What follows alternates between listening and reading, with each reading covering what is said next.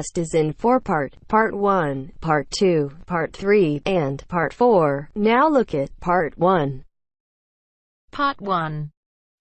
You will hear a conversation between two students. The students are talking about a house they might rent. First, you have some time to look at questions 1 to 6.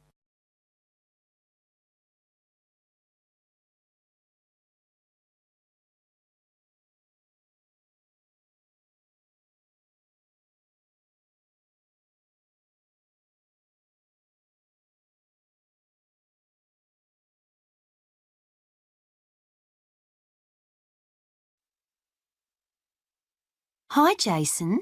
So what's the house like? I hope it's as good as the advert made out. It's okay. I think I finally found something we'll both like at last. Brilliant. So what's it like? Well, it's within walking distance of uni. It's in a residential area. There aren't many students living there, but it's easy to get onto campus.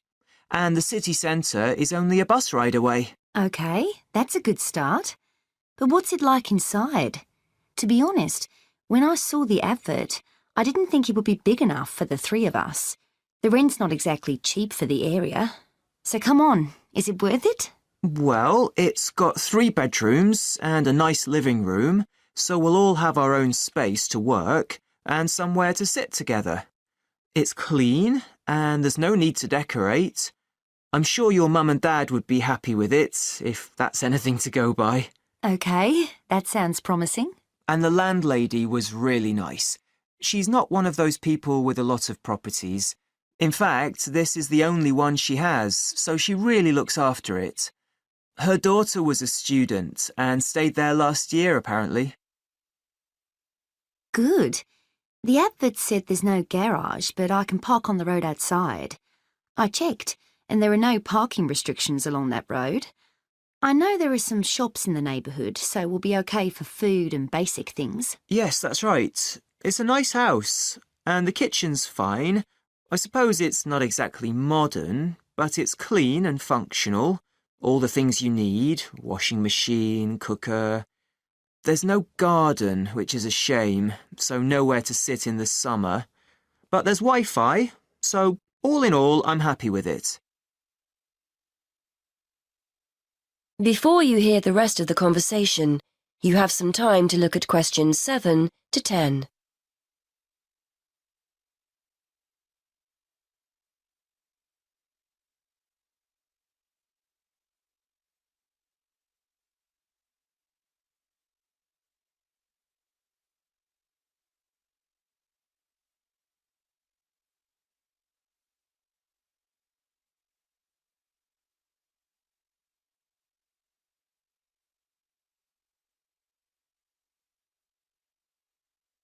Now listen and answer questions 7 to 10. Right then, I think we've cracked it.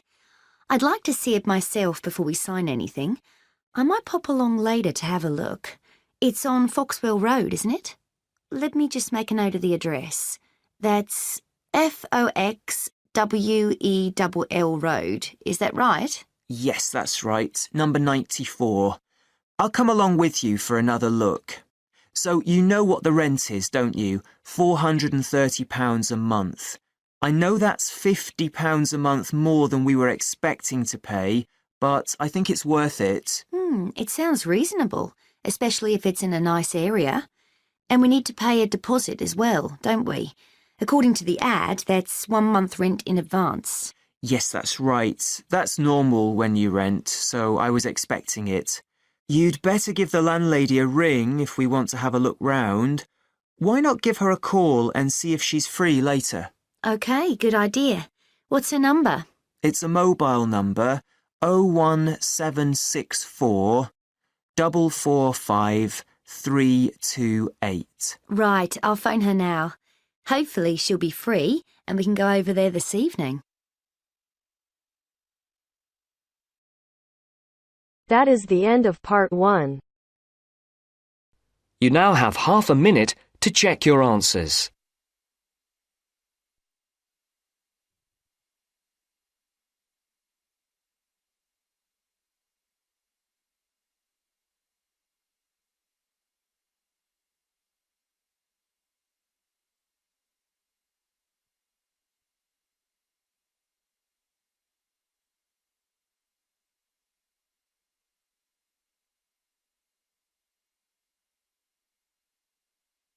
Now turns to Part 2. Part 2. You will hear a man talking about areas for growing vegetables in towns called allotments. First, you have some time to look at questions 11 to 17.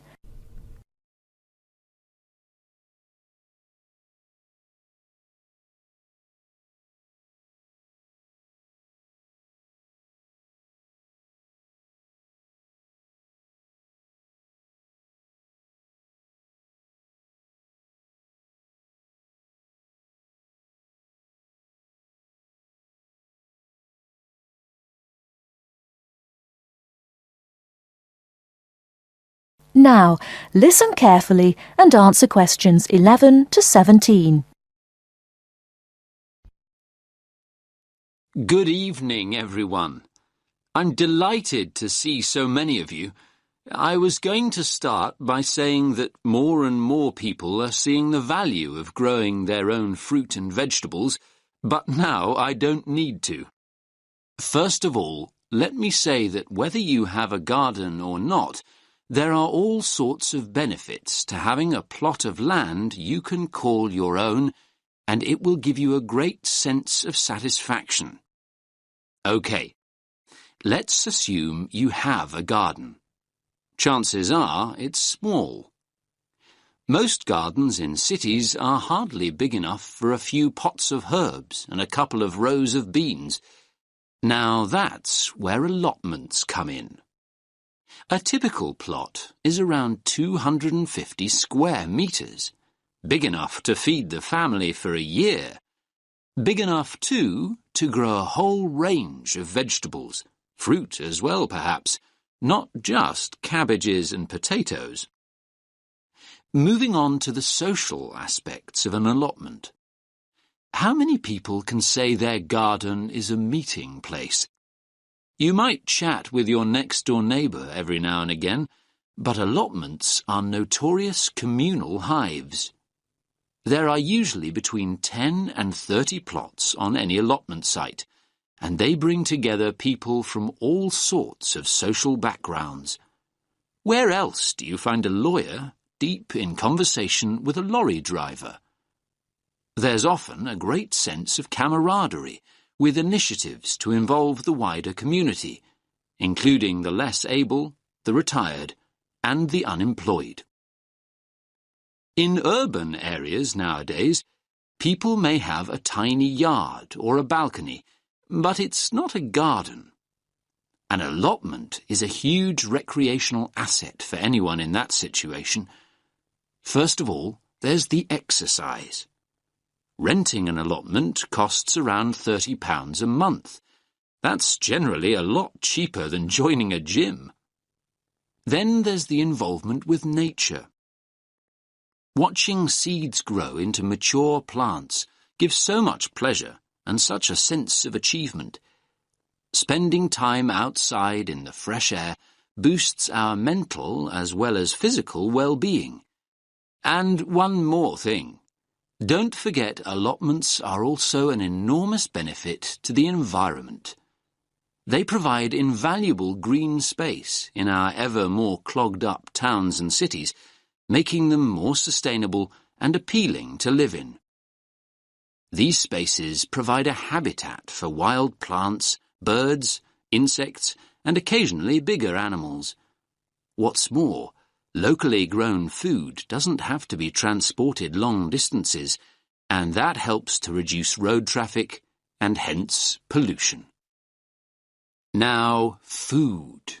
A subject we all like talking about, because the main appeal of an allotment is obviously taking home all the freshly picked vegetables and fruit. So why is Grow Your Own so good? Well, to start with, there's the superior flavour. Food you've grown yourself tastes infinitely better than anything bought in the supermarket because it will be super fresh. Another point in its favour is the range. These days, gardeners are growing an amazing variety of vegetables on their allotments. Finally, there's the bonus of knowing that the produce you've grown is organic. You know that what you're eating wasn't grown on an industrial-scale farm or sprayed with large amounts of pesticides. Now you have some time to look at questions 18 to 20.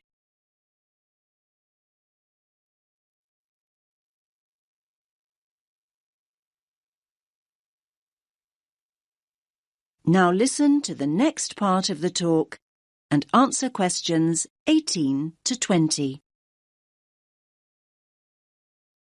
Now I'm going to show you a typical allotment from the site closest to here on Finley Road. Let me just get this image up. That's it. Can everyone see? So, as you can see here, each plot has a fence around it and its own gate. Between the beds are grass walkways. That means you can walk in and around comfortably and not get your boots too muddy. There are soil beds on either side.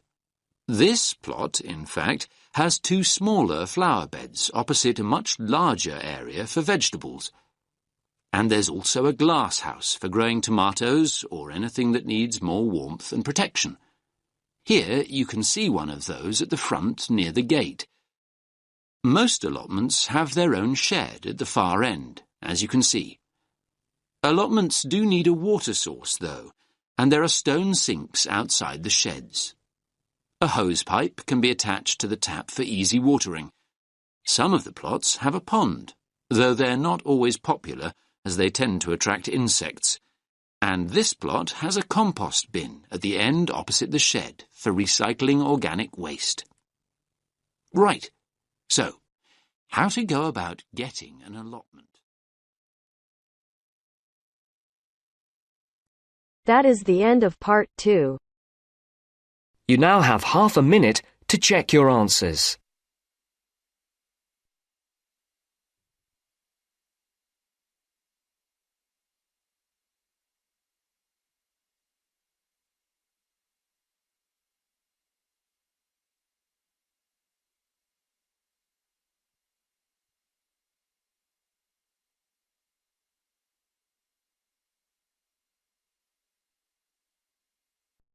Now turns to part 3. Part 3.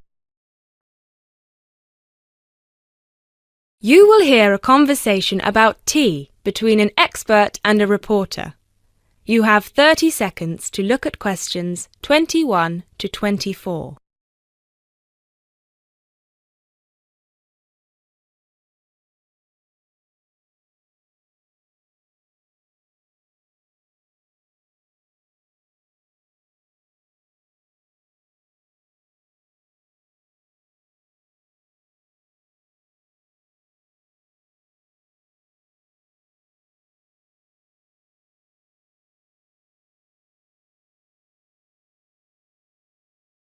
Hi, Jacob. Thank you so much for coming along today. It's my pleasure. I'm very intrigued about what a tea meditation entails exactly.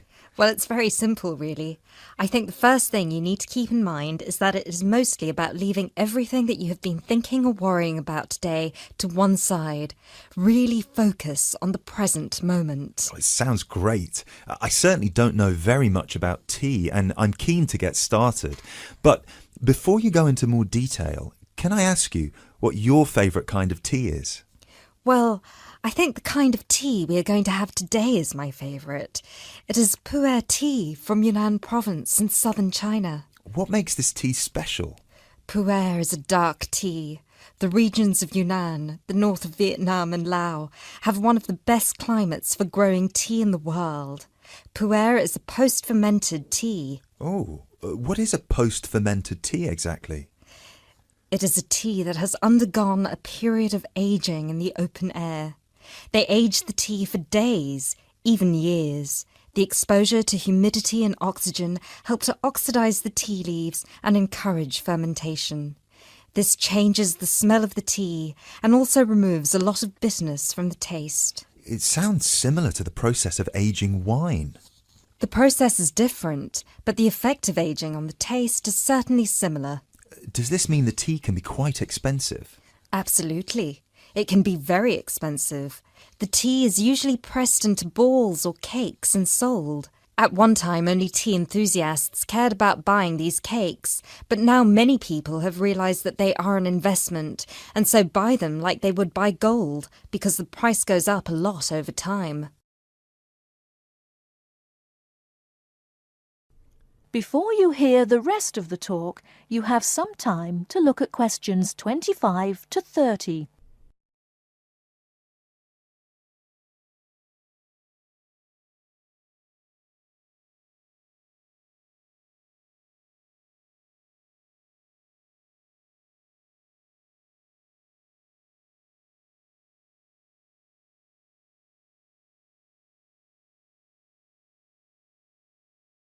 Now listen and answer questions 25 to 30.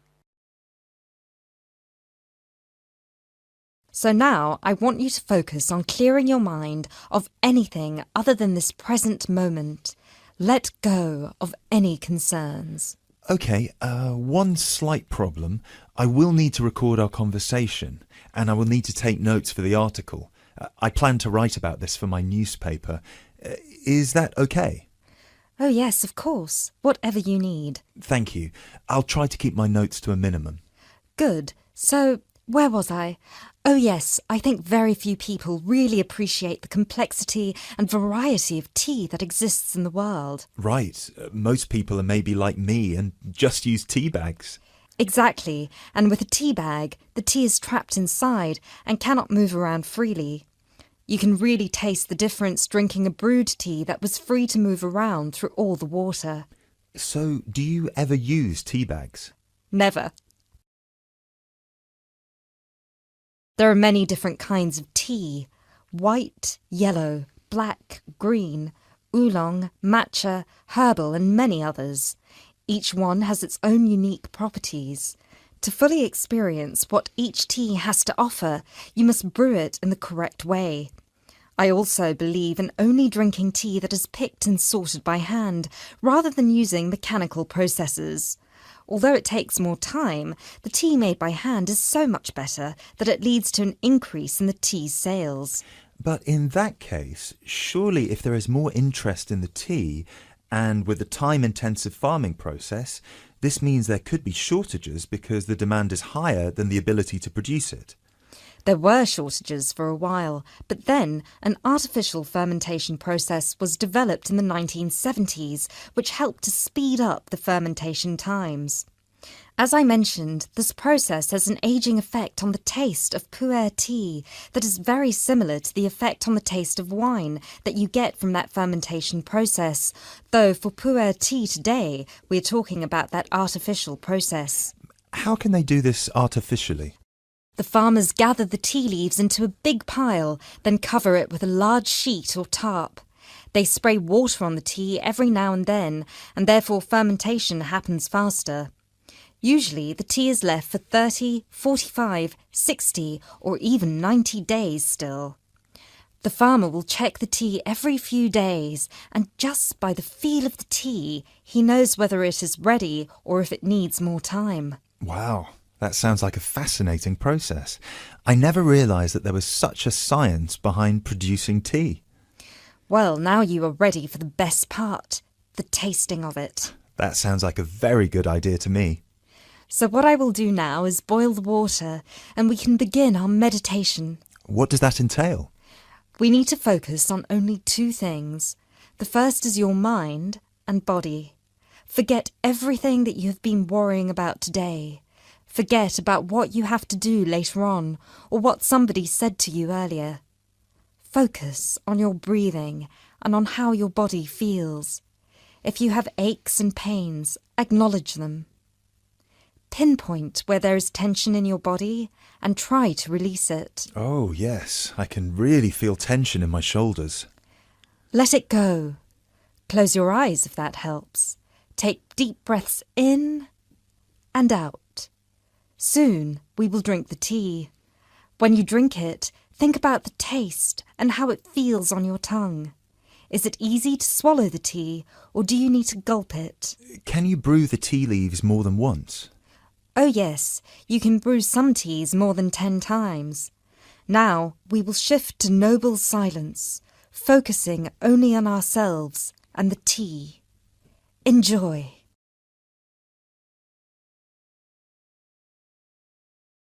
That is the end of part 3. You now have half a minute to check your answers.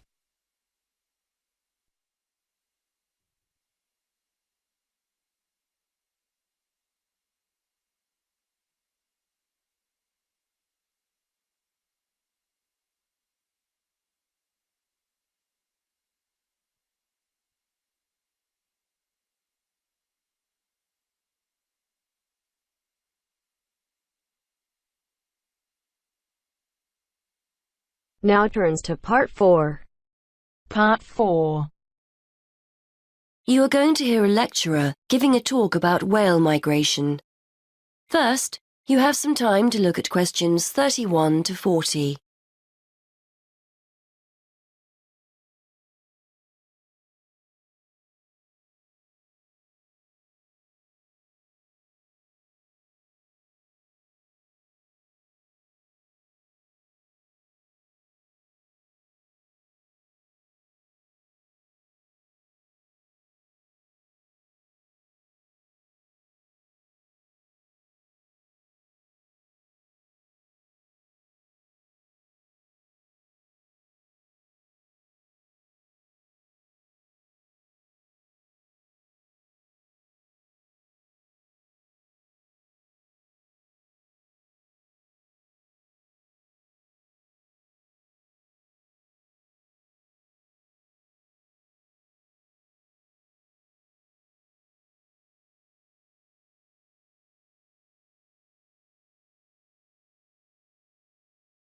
Now listen and answer questions 31 to 40.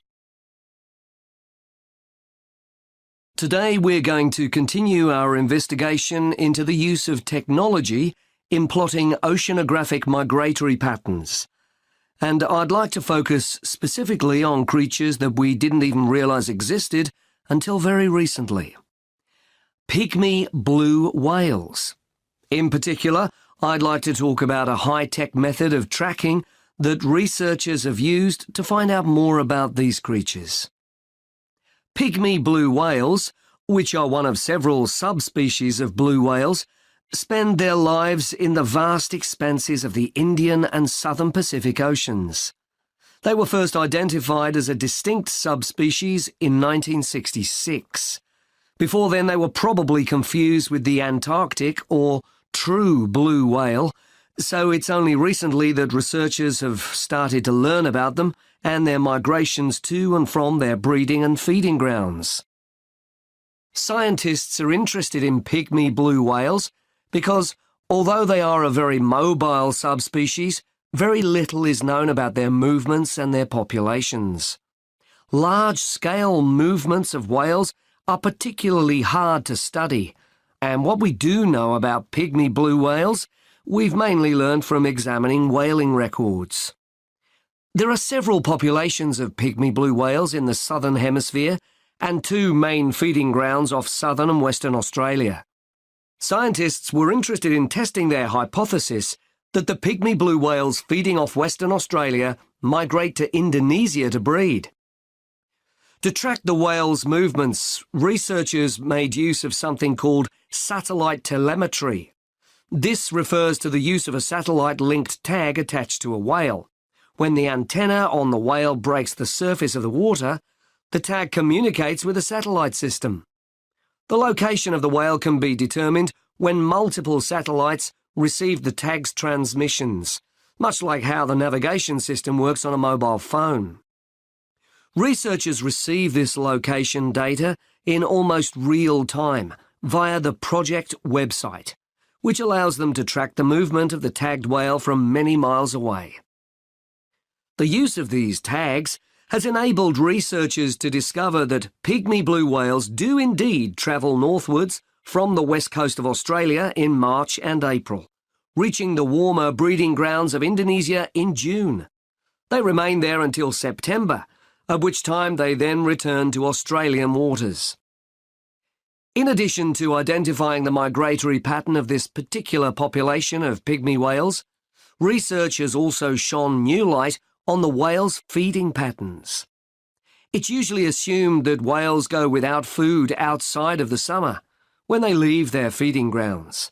But interestingly, the pygmy blue whales studied travel from productive feeding grounds off Western Australia to productive areas in Indonesia, and therefore probably still have the opportunity to feed whilst they're in their breeding grounds. It is hoped that mapping the migratory movements of the pygmy whales will help conservation efforts for these endangered animals. And the study has enabled researchers to identify specific conservation issues. For example, the migratory routes of pygmy blue whales correspond closely with shipping routes. Consequently, researchers are keen to monitor whether this has any negative effects on the whale's behaviour. Baleen whales, these are whales that use filters to feed, not teeth, use sounds to communicate and to gain information about their environment. Clearly, as pygmy blue whale movements correspond to shipping routes, there is potential for the noise generated by ships to affect communication and hence social encounters and feeding. Previously, researchers could only hypothesise that pygmy blue whales occupying Western Australian waters travelled into Indonesian waters. Now that this hypothesis has been borne out by evidence, conservation efforts can be undertaken in a wider area than just Australian waters. However, scientists aren't stopping here. A question mark still remains over the movements of the pygmy blue whales that utilise the feeding grounds further south, off the southern coast of Australia. Genetic evidence indicates that there is a mixing taking place between the population of whales in the feeding grounds of Western Australia and the population further south. Researchers are keen to discover whether the pygmy whales from the southern feeding grounds follow a similar migration route to those from the west coast, or whether they migrate to the subtropical region to the south of Australia. As a result, there are plans to tag the pygmy blue whales further south in order to find out whether they move through the same areas as the western population and are therefore exposed to the same risks. That is the end of part 4. You now have half a minute to check your answers.